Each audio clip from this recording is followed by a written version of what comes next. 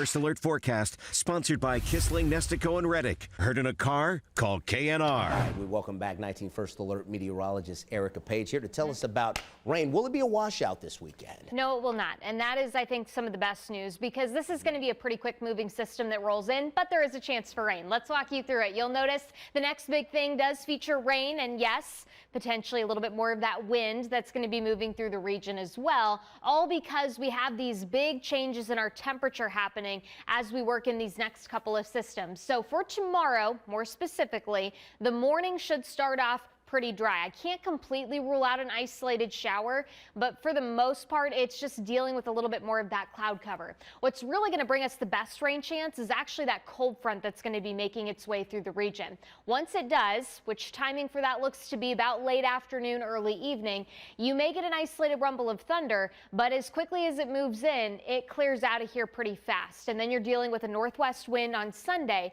And for our eastern communities, you may pick up some moisture off of Lake Erie, so I can't rule out some lake-enhanced showers, maybe a little bit of mixing that tries to happen, nothing that would accumulate, certainly by any means. And then we're just really starting to see a more active weather pattern essentially take over as we get into the early part of this next week. So you're not done with the wind. The wind is going to be a pretty steady feature the next couple of days. If you have some loose items outside, not a bad idea maybe to bring them into the garage or secure them as you kind of head through the next couple of days, just because of the stronger cold front that's going to be rolling in and the fact that it's going to take some time for that wind to relax a little bit by early this next week. There's your rain chance off towards the west. We've got a lot of time before it makes its way into our area, but there is a warm front that works in overnight. It's going to bring us a little bit more of this cloud cover. Could potentially spark an isolated shower or two, though I really think most of Saturday morning is actually on a pretty dry note. In fact, if you want to get outside and enjoy some of the warmer weather,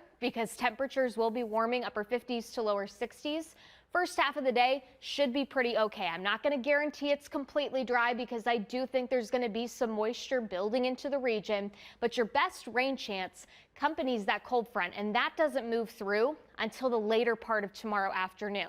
Good news for us, this is a very quick moving front. So as it moves into the region, yes, it will spark some moisture across the area, give you a couple opportunities for rain tomorrow evening, but it clears out of here pretty quickly. By about 10 o'clock, most of us should be sitting pretty quiet as your temperature then begins to drop on the other side of that front. Now, I mentioned an eastern county opportunity to potentially get in on some rain. What happens is you get these northwest winds that start to set in, and if you can get some moisture help from some other Great Lakes here nearby, you may see a couple of these showers try to get going east of Cleveland as we go through the day on Sunday.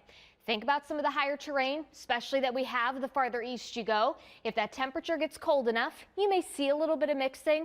It's nothing that should accumulate or cause us some big headaches. In fact, I think the biggest impacts will be well to our east. It's just we can't completely rule out one or two of those showers trying to roll through. What will happen, though, is you're going to be dealing with winds gusting upwards of 35 miles per hour at times. And when you combine that with daytime highs at best mid-40s, it's going to feel like the 30s for a lot of us throughout the day on Sunday. So definitely a colder reset. We're going to hold on to those chillier temperatures into early next week until we get into Friday. All of a sudden, the pattern starts to change a little bit more there as we bring back another opportunity for rain. We'll talk a little bit more about what you can expect for next week coming up here in the next half hour.